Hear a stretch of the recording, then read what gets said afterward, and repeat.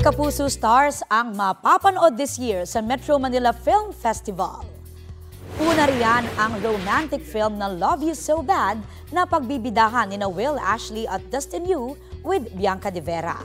Produced yan ng GMA Pictures, Star Cinema at Regal Entertainment.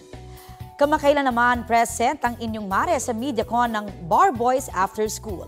Bida rin dyan si Will kasama sina Bryce Eusebio, Therese Malvar at Rocco Nasino. Kasama din nila sa film sina Glyza De Castro at Royce Cabrera.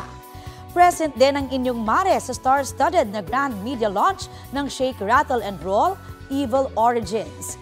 Mapanood din sa film si Dustin with Carla Abellana, Ashley Ortega, Isabel Ortega, Matt Lozano, Althea Ablan at Manilyn Reynes. Bibida naman sina Zoren, Carmina Villaruel, kasama ang kanilang mga anak na sina Mavi at Cassie sa Reconnect.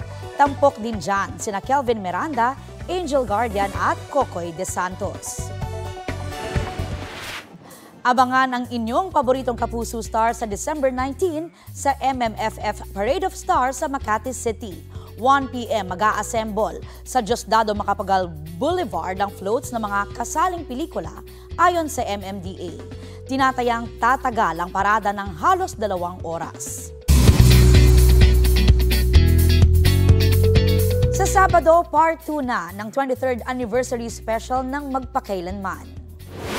Complex emotions ang napanood sa Part 1 na pinamagatang Sa Likod ng Krimen. Si Mikey Quintos ang gumanap na nakababatang Linda, ang rape victim na kalaunay naging hired killer.